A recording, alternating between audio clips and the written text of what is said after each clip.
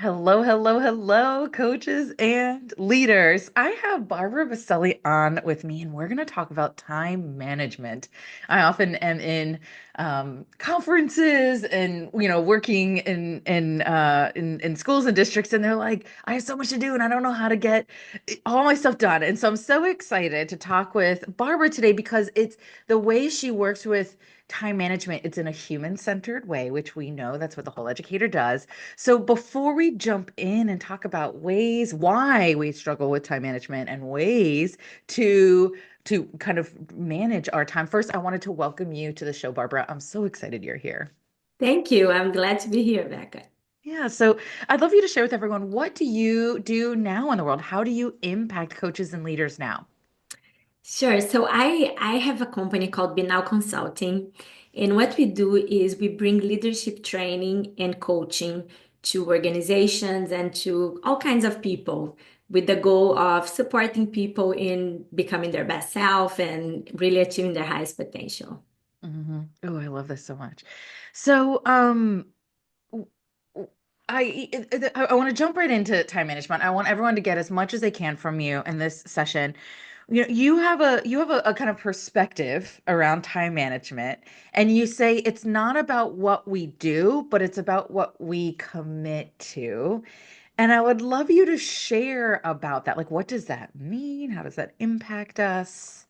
Yeah, that's a good question. So when people come to me and they say, I have a time management issue, I can't get things done. Mhm. Usually what I tell them is like time management is a symptom of something. But what's really going on, there are other things that are leading you to have this problem. And it's like in three buckets usually. The first bucket is um, lack of focus, right? We want a lot of things, and that's where the commitment really comes in. We all want a lot of things in our life. We want to travel, we want to be home for dinner with our family, we want to lose weight. And what we really do is what we commit to. There's a difference between wanting, which is a story in our mind, and Mm, what we actually do. We do what mhm, we do, not what we want to do. So we all hopefully brush our teeth in the morning. That's not because we really want to brush our teeth. We're super excited. It's just because we have that commitment. mhm, So when we know what's important for us and we commit, then we let go of this story of like what I want and we do what's important. So the first thing is like focus. What is mhm, important for you? mhm, The second thing is around people pleasing. So mhm, we are human beings, and it's natural that we want to please people. We live in a society, and to some extent, that can be very healthy for us. And a lot of us tend to overdo it. Every time we say yes to something, we are saying no to something else. So if we say yes to a project that is not aligned with our focus or to a dinner party when, we have other things that are more important, we are saying no to spending time with our family or focusing on what's really important for us at work. So, second thing, people pleasing. Third thing that really gets in the way of time management is lack of focus. mhm, We live in this world now that is like a lot of information coming at us all the time.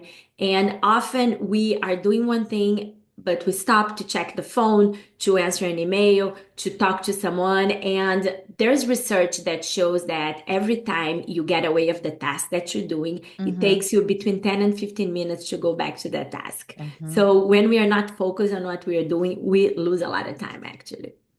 Wow, like task switching. Is that, I don't know Exactly. if that's a term for it. So, oh my gosh, this is wonderful. And I love how like kind of simple you've made this, right? So it's about commitment, like being intentional and not, I call it accidental Yes. about your commitment. Like we're showing up with a commitment and it could be hidden from us. Like, oh, I don't, there is always a commitment, but sometimes we don't know it. It's just hidden.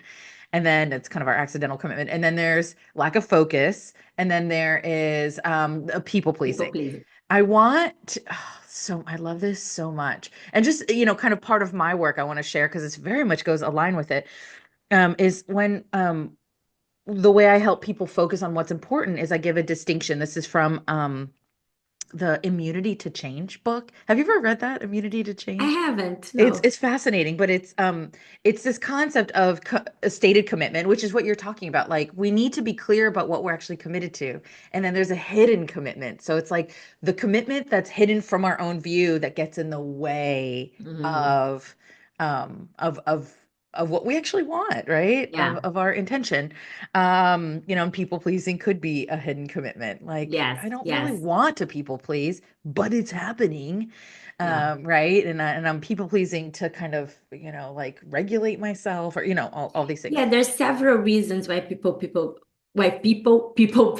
And we want to be liked, we want to be accepted, we don't want to Yes. disappoint others.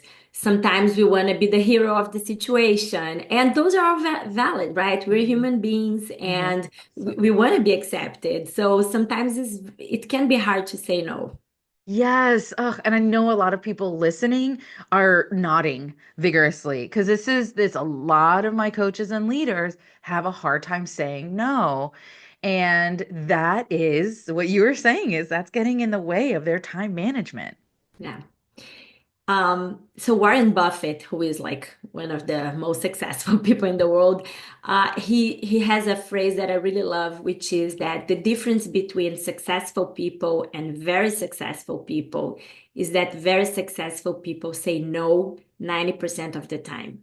Mm. So this Ooh. ability to say no, and I understand this can be very hard for a lot of people. So in that case, what I suggest is for people to start with not now, Mm-hmm. because more often than not, people will come to us and ask, can you do this project for me? Can you, right, give me this data? Can you um, prepare this class, right, in the context of teachers? And if you just say, not now, Mm-hmm. maybe tomorrow, maybe in a week, people will figure out, like most of the time, people will figure out another way to get that done. And Mm-hmm. then you are able to kind of set your boundaries in a way that might feel a little bit more comfortable. Yes, I love this so much. What are some of the biggest mistakes you find people make in kind of getting control of their time? Yeah, that's a really good question. I think some of the very common practices when we are feeling overwhelmed that we have too much to do, Mm-hmm. one is multitasking. Mm-hmm. Um, Research shows that we are not able to multitask. We can multitask when it's an automatic task like you're driving and having a conversation at the same time. But things when you need to really think, right? We can't multitask. Mm-hmm. So, what is really happening when we think we're multitasking? We are going from one task to the other. Mm-hmm. And that is very ineffective because Mm-hmm. you need to like get your focus here, get your head around here, and then move here. So, Mm-hmm. one big mistake, multitasking. Another one is sometimes when we have a lot to do, we feel like I'm just going to keep going, going, going, going. So, I don't take a break. I don't, you know, give myself some time to kind of nourish myself. And there, if we don't give ourselves those breaks, those times to breathe, those times to think, our productivity really falls Mm-hmm. over time. Mm-hmm. So Mm-hmm. it's really important, and I like the analogy with Formula One racing. The cars, in Formula One, of course, they need to do a lot of laps and be the first one to finish the laps, and they always do a pit stop Mm-hmm. to change the tires, to rebalance the car. And if you think like, why would the car stop when they're trying to be the first? But they need that stop to kind of refuel. Mm-hmm. And we need that too. So if we Mm-hmm. have a lot on our plate, I always tell people I work with, you need to slow down to move fast. You got to Mm-hmm. take that break. You need to take some time to consider what are your priorities, to be strategic, because again, when we have a lot, we tend to be in the reactive mode, just go go go, and that's not productive. And then one last thing that I'm going to say, especially for people who have teams and then work with other people, is that when we are in a rush and we have a lot, we tend to um, if people in our teams, people that work with us in projects, they need help, we tend to kind of just do their job as Mhm. opposed to teach them how to do it. Yes. And in the short term, that could be faster, Hmm. but in the long term is gonna bite you because then now you're just adding more things to your own plate. Yes, and I call that extend trust. So it's like, yeah, teach people how to do it and extend trust. Don't, I mean, and it's like a lot of my coaches and leaders struggle with that because they don't trust that someone else will get it done as quick or as well as they Yeah. would do it. And it's like extend trust because that, one of the things we talk about often is the importance of trust within relationships of folks that we coach and lead.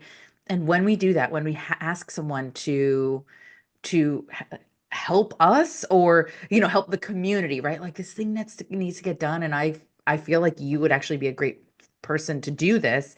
What happens is it's actually called a meaningful moment. There's these meaningful Uh-huh. moments and it can feel vulnerable as a coach or leader to ask for help, right? Yes.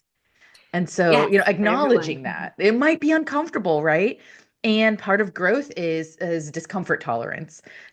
Yeah, and when you ask for help, or what you're also doing is like you're empowering other people. Yes. Yeah. So you're supporting them in their own growth and development, and Hmm. people like that, Yeah, right? People for like to feel sure. appreciated. They like to do work that they see the results, that they know that they had ownership over it. Yeah, exactly.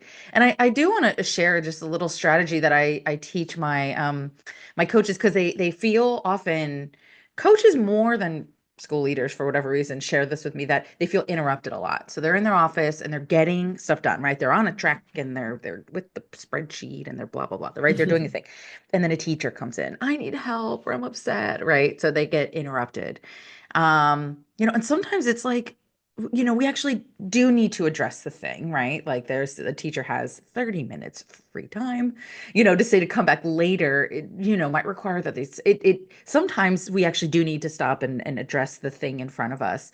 Something I actually teach them is to set a boundary around the time. So to say, okay, great, like I can totally talk about this with you for 5 minutes, right? Yeah. So be like, I have this amount of time Hmm. to spend focusing on this. Yeah. So Yeah, it's that's a it's great idea. it's like a not a and it could be a not now, right? Like Yeah. like you said, right? So anyway, like teaching the language around setting boundaries around time. So, Yes. letting people know what we need instead of making them either guess or just being a mystery. 100%. Because otherwise we have this expectation, right? That the person knows that Yeah, they we should want them to know. be fast because we're working on something else and they don't. And they And don't. They don't. expectations are not very helpful. Yeah, exactly. So, okay, you have this framework called the Pro framework, and I'd Yeah. love to hear about it. How does it help? How does Yeah. it help us with time management? What do people struggle with typically? Okay. So the framework is very aligned with, the causes of time management. I So love PRO this. stands for P is prioritize and communicate. Hmm. So again, it's about first doing some self-reflection to understand what is important for you, right? Hmm. Because sometimes we don't even know. Like we are Hmm. just reacting to what comes our way, Hmm. and we don't know what is important. And when we know what's important and we commit to that, then we get it done. Like Hmm. if you have a ticket to board a plane, Hmm. that is a very clear commitment that you have, a focus. And if you're about to leave your office and a teacher comes to you and says, I had this issue, unless it's like a life or death situation, you're going to say, I'm sorry, but I cannot talk to you right now. Maybe Hmm. you can call me when I'm in the car, or maybe you can email me and I'll. So when we have that clarity, we are a Hmm. lot more likely to achieve.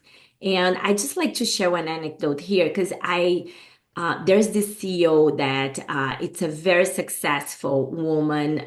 Really, I admire her. And she has a practice that every 6 months, she completely clears her calendar. She takes everything out of the calendar And she then puts back the meetings, everything based on her priorities for that time, because of course our priorities change. Mm-hmm. So, just being very clear about that. That's P for prioritize. R is for respecting your boundaries. Mm-hmm. And I want to just talk a little bit about boundary, because boundary is something that you define, Mm-hmm. is the limits that you establish for what you're going to do, what you're going to accept. And it doesn't depend on other people, because Mm-hmm. sometimes we feel like boundaries, oh, they didn't respect my boundaries. You can't Mm-hmm. expect people to respect your boundaries. You are the one setting Mm-hmm. them. So Mm-hmm. if your boundary is that from 12 to 12:30 you're at lunch and you're not going to schedule meetings, people are still going to try to schedule meetings, Mm-hmm. right? Mm-hmm. It's not their responsibility. It's your responsibility to decline the meeting or to Yeah. block the calendar, Ooh, I whatever. love this. Where responsibility lies with boundaries. We're not a victim to people respecting or not respecting our boundaries. Exactly. Yes. Oh, I love this. Okay. So R is for respect your boundaries, right? And it's again aligned with the people pleasing. People are going to ask things of you. It's just how it goes. And then the O is for optimize for focus. And Mm, again, we're talking about that. So if you have a work that is important. First of mm, all, think about what's the time of the day when you're most productive. For a lot mhm, of us, that's in the mm, morning. We are just kind of fresh from a night of sleep. We are fed. We haven't gone through all the issues of the day. So if mhm, you have important focus work, do it during those times. mhm, Um, Avoid your distractions. Put your phone away. Close the tabs in your computer. mhm, For some of us, it can be very helpful to set a timer for, like, I'm gonna do focus work for 30 minutes, and then I'll take my break on Instagram, whatever like I'm craving for, or I'm just gonna go for a quick walk. I'm gonna get a coffee. But try to really block those times of focus time, because you can get a lot done if you're just like really there. And to answer your question, where people struggle the most, I think it's around the boundaries. mm, Um, because when we say no again to mhm, people, that can generate a lot of emotional reaction, mhm, right? It can generate guilt. It can generate an idea that we're being inadequate, that we're not being helpful. mhm, mhm, And the way I suggest people deal with that is, if you're feeling bad about a no or about something that you might be disappointing people, think which bucket that lies. The one bucket is that I did something that's inconsistent with my values. So mm, I did, I lied, or I didn't do what I promised I was going to do. If that's the case, then mhm, yes, go and amend that, right? mhm, Go and fix it. But if that feeling of guilt, of not feeling good, is coming from, oh, I am not going to be liked, I'm not going to mhm, be, then you can reframe that as a sign that you are prioritizing yourself mhm, versus the other person. And mhm, it's not easy, because we are used to thinking a certain way and doing a certain way. But if we can like take a quick look and see, is this the bucket of like there's something here for me to actually fix? Or is this the bucket of I'm feeling bad because I'm not using to doing this and I'm not comfortable saying no, but it is what it's right for me? mhm, Then look at that as like an empowerment thing, right? mhm, mhm, I'm prioritizing myself instead of prioritizing the other person. I'm mhm, choosing not to disappoint myself mhm. instead of not to disappoint the other person. I love it. Can you give an example of what that could sound like? And an example I'm actually thinking about is when someone is asked by their boss to do something, right? So that's like a tenuous, like, oh, Yeah, how do I tell my boss no, or can I, yeah. right? How could someone, let a boss know what their priorities are, right? And have that kind of conversation around focus when their boss is asking them to do something. Yeah, that's a great question. Um, I would not recommend you just tell your boss no and that's it. Okay. I don't recommend that. And I highly encourage people to have the conversation with the boss. Like, you're Yes. asking me to do A, and I have B, C, and D on my list of things I want to get done today. what would you recommend? Where should I start? What's more Mhm. important here? And Mhm. then you can have that conversation so there is clarity, right? And Yes. we are both aligned on where the focus is. Because in the end of the day, everybody is looking to do what's best for the organization. So Hmm. it's not you against your boss, but you working Yes. with your boss With to come up with the best, situation. Yeah, and not assuming that you both have the same priorities because often folks Exactly. don't, right? And not coming from people pleasing. One of the things I say, because I call myself a recovering people pleaser. Yeah, And me so, too. I've done a lot of work and people are like, you are, right? Because I think I've done a lot of work around it. So it's surprising. You're like, you people please? I'm like, absolutely. And it's a stress response. And I ask myself sometimes in times of discomfort, like I really want to acknowledge, right? Saying no, and dealing with the people pleasing can feel very Yeah, uncomfortable. And in times of discomfort, I have to ask myself, would I rather people please and be liked or make a difference in what I'm committed to? Like, I'm like, sometimes I love I have that. to choose. Yeah, I just have to choose. Don't want to be liked or make a difference. Choose. I love that. And we always have a choice. I think Yep, sometimes we feel like we we do. don't have a choice in We many do. situations in our lives Hmm. that, it feels like I'm trapped. Hmm. And I love what you just said because there is always a choice, and the choice is going to come with consequences. Maybe Hmm. you're going to choose, to do what's important, what's going to make a difference, and Hmm. disappoint someone, and this person may never talk to you again. It's of course a very drastic scenario Yeah, here. yeah. So Yeah. everything is going to come with a consequence, but then we often look at the consequence from the person not talking to us, but not really like what is that doing to us, Hmm. in terms of not aligning with our values, not focusing what we think is important, disappointing ourselves really, and we Hmm. just take one disappointment at a time for Yeah. us, and don't really put a lens on that. And one of the things I'm thinking about the folks listening, a lot of times one of the priorities that get unfulfilled is getting into classrooms to help teachers. They're Mm, like, I'm here. I was hired to help teachers. And somehow I get all these tasks that are keeping me in my office. Right. And they actually don't, that's a big pain point for them. Like, well, how do I get into classrooms? Right. Time management, right? yeah, If that is a priority, we want to put it on our calendar. That 100%. one of the strategies I use to get things done is I take stuff off my to-do list and I put it in my calendar. Yeah. It's because it takes time and space to do, right? So why are we keeping it on a list so I can say I'm doing it at this time, right? So if getting into classrooms and supporting teachers is a priority, put that on your calendar. Don't leave it as the thing you do when you get everything else done. 100%. Yeah. And that's true also for your personal thing. So if you are someone that is trying to make time to exercise Hmm. or to have lunch with, a friend once in a while, I am with you. You got to put Hmm. it in your calendar, otherwise it's just not going to happen. Yeah, yeah, I love it.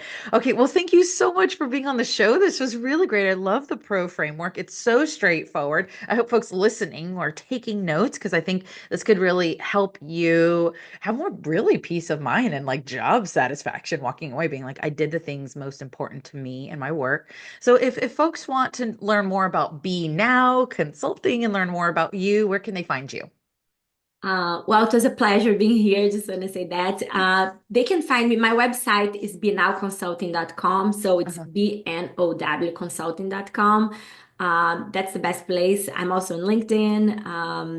On Instagram is bnow.consulting. Mhm. So those are the places. And I'd love to hear from your listeners. Feel free to reach out. My email is barbara@bnowconsulting.com.